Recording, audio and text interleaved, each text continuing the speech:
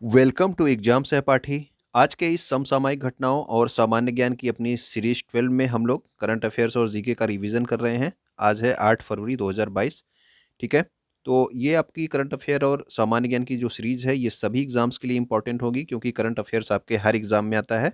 तो ये सीरीज आप फॉलो करते रहिए, आपको करंट अफेयर्स याद नहीं करनी पड़ेगी, बार बार ये रिवाइज होकर आपको याद हो जाएगी। ओके। तो पहला पॉइंट देखते हैं, हाल ही में डूरंड कप फुटबॉल प्रतियोगिता का विजेता कौन बना था। तो अभी डूरंड कप आपका प्रतियोगिता हुआ था, और इसमें जो विजेता हुआ था वो हुआ था आपका एफसी गोवा, यानी कि फुटबॉल क्लब गोवा। तो फुटबॉल क्लब गोवा जो है डूरंड कप का विजेता बना था। यूरो कप 2021 फुटबॉल प्रतियोगिता का विजेता कौन था। तो यूरो कप अभी जो है अक्टूबर के महीने में शायद हुई थी, ठीक है, 2021 में। तो इसका जो विजेता हुआ था वो कौन था, वो था आपका इटली। ठीक है। और नेक्स्ट आपका है कोपा अमेरिका, ये भी आपका इंपॉर्टेंट फुटबॉल कप होता है कोपा अमेरिका नाम से। इसका विजेता कौन था कोपा अमेरिका 2021 का। तो इसका जो विजेता था वो उसका नाम था आपका अर्जेंटीना। ठीक है ना। तो आपका यूरो कप का विजेता कौन है, इटली है। कोपा अमेरिका के अर्जेंटीना है। और आपका जो डूरंड कप हुआ था भारत में, ठीक है ना, इसका विजेता था एफसी गोवा, यानी कि फुटबॉल क्लब गोवा। बैलन डी ओर अवार्ड, ये फुटबॉल का जो है बहुत इंपॉर्टेंट अवार्ड है, बैलन डी ओर अवार्ड। ठीक है। बैलन डी ओर अवार्ड 2021 किसने जीता है, तो ये जीता है लियोनेल मेसी ने। ठीक है। लियोनेल मेसी का नाम आप लोग इनसे इनके नाम से परिचित होंगे।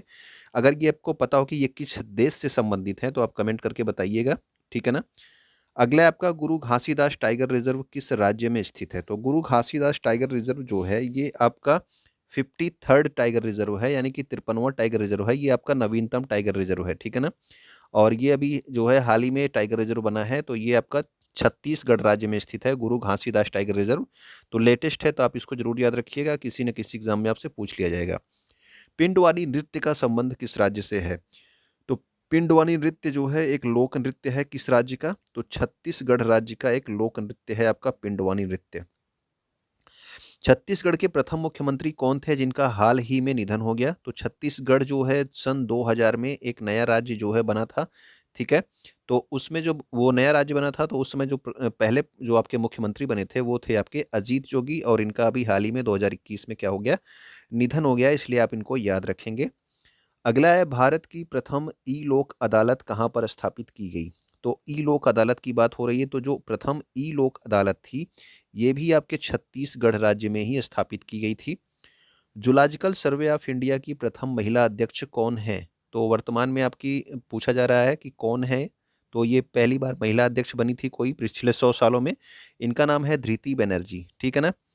हाल ही में प्रोजेक्ट 100 किस राज्य में चलाया गया। तो प्रोजेक्ट 100 कहाँ पे चलाया गया था, तो ये चलाया गया था त्रिपुरा राज्य में।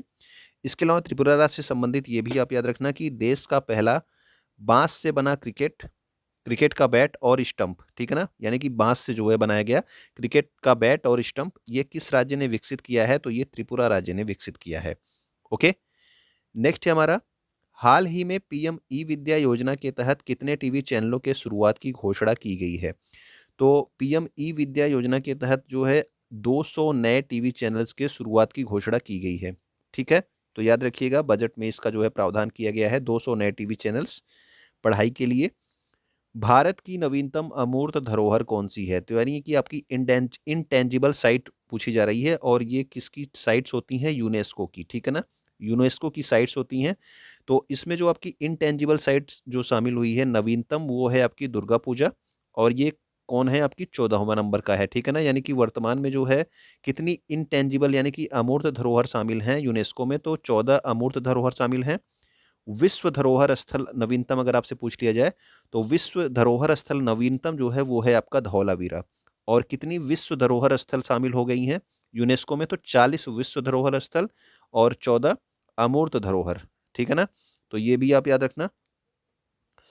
नेक्स्ट है हमारा एनसीईआरटी का फुल फॉर्म जो है कभी कभी आपके स्टडी से रिलेटेड जो एग्जाम्स होते हैं उसमें पूछ लिए जाते हैं, तो इसका फुल फॉर्म आप याद रखना, national council of educational research and training. ठीक है ना। ये फार नहीं है, कितने लोग इसको क्या करते हैं, फार याद करते हैं। ये फार नहीं है, ये आफ है। ठीक। National council of educational research and training NCERT का फुल फॉर्म है।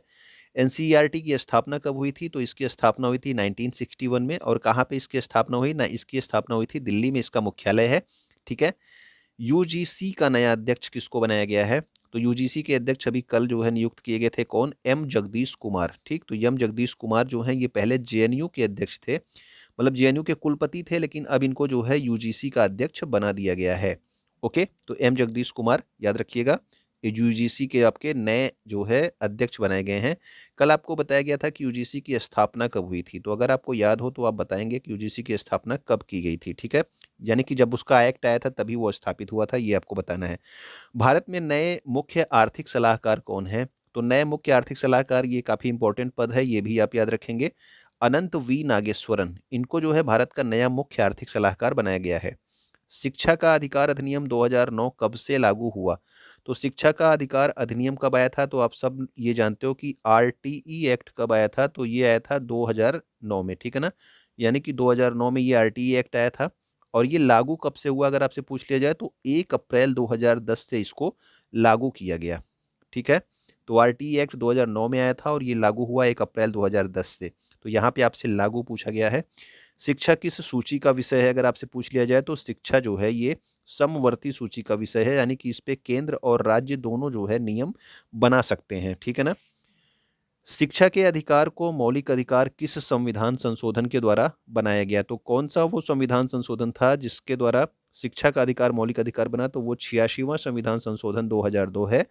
और अगर आपको पता हो कि वो कौन सा अनुच्छेद है, यानी कि आपको आर्टिकल अगर पता हो किस आर्टिकल में ये रखा गया है, तो वो आप कमेंट करके बताना कि शिक्षा का जो मौलिक अधिकार बनाया है वो किस आर्टिकल में है, यानी कि किस अनुच्छेद में है।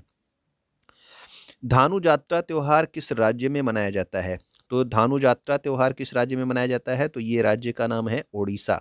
अगर मैं आपसे पूछ लूं कि सिग्मो एक त्योहार होता है, ठीक है ना, काफी इंपॉर्टेंट त्योहार है सिग्मो, ठीक है, ये किस राज्य में मनाया जाता है, तो आप कमेंट करके बताना कि सिग्मो कहाँ मनाया जाता है।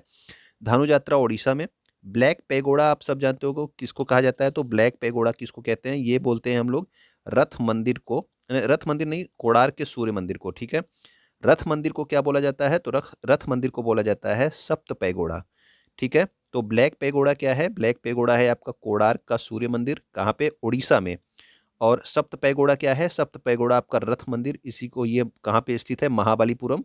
महाबलीपुरम किस राज्य में है, तो ये तमिलनाडु में है। ठीक है ना, तो तमिलनाडु महाबलीपुरम में आपका सप्त पैगोडा यानी कि रथ मंदिर को कहते हैं। और ब्लैक पैगोडा आपका कोणार्क का सूर्य मंदिर ओडिशा में है। कोणार्क के सूर्य मंदिर का निर्माण किस शासक ने करवाया था, अगर आपसे शासक का नाम पूछ लिया जाए तो वो थे आपके नरसिंह देव प्रथम। ठीक है, तो नरसिंह देव प्रथम किस वंश के राजा थे, ये भी आपसे पूछा जाता है कि कोणार्क के सूर्य मंदिर का निर्माण किस वंश के शासकों ने कराया था, गंग वंश के शासक ने, और शासक का नाम क्या था, नरसिंह देव प्रथम। सप्त पैगोडा आपने देख लिया, सप्त पैगोडा जो है आपके रथ मंदिर को कहते हैं सप्त पैगोडा, और ये महाबलीपुरम में स्थित है, महाबलीपुरम तमिलनाडु में है। और ये जो आपका रथ मंदिर है इसका निर्माण किसने कराया था, तो इसका निर्माण कराया था आपके पल्लव वंश के राजाओं ने। ठीक है ना, तो पल्लव वंश के द्वारा इसका निर्माण किया गया महाबलीपुरम तमिलनाडु में।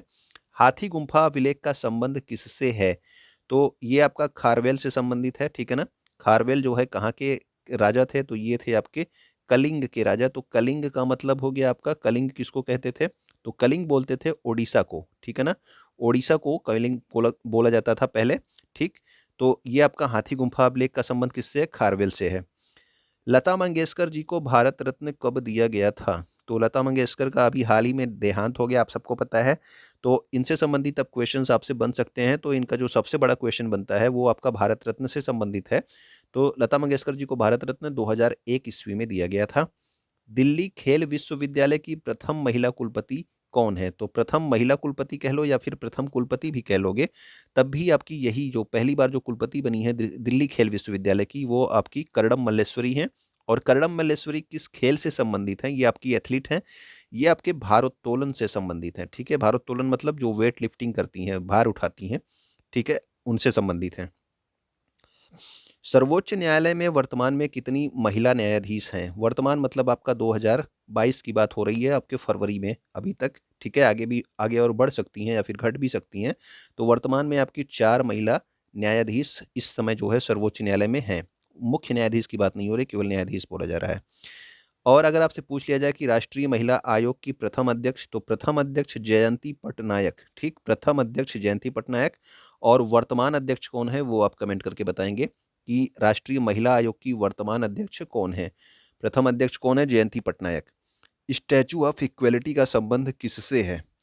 तो स्टैचू ऑफ इक्वलिटी अभी जो है 5 तारीख को जो है प्रधानमंत्री नरेंद्र मोदी द्वारा इसका उद्घाटन किया गया, ठीक है ना। तो ये इसका संबंध है संत रामानुजाचार्य से। और इसको स्थापित कहाँ पे किया गया है? तो स्टैचू ऑफ इक्वलिटी स्थापित किया गया है हैदराबाद, ठीक है ना। हैदराबाद में इसको स्थापित किया गया। और अगर आपसे पूछ ली जाए कि स्टैचू ऑफ इक्वलिटी की हाइट कितनी है, तो ये आपकी है 216 फीट, ठीक। तो 216 फीट की ये इसकी हाइट है। और ये आपका कहाँ पे स्थापित किया गया? हैदराबाद में। मिशन इंद्रधनुष का संबंध किससे है? तो मिशन इंद्रधनुष का अभी हाल ही में चौथा वर्जन स्टार्ट किया गया, ठीक है ना। वर्जन 4 स्टार्ट किया गया। तो मिशन इंद्रधनुष का संबंध किससे है? तो ये वैक्सीनेशन से है, यानी कि जो बच्चों को वैक्सीनेशन लगते हैं उनसे संबंध है इसका, मिशन इंद्रधनुष का।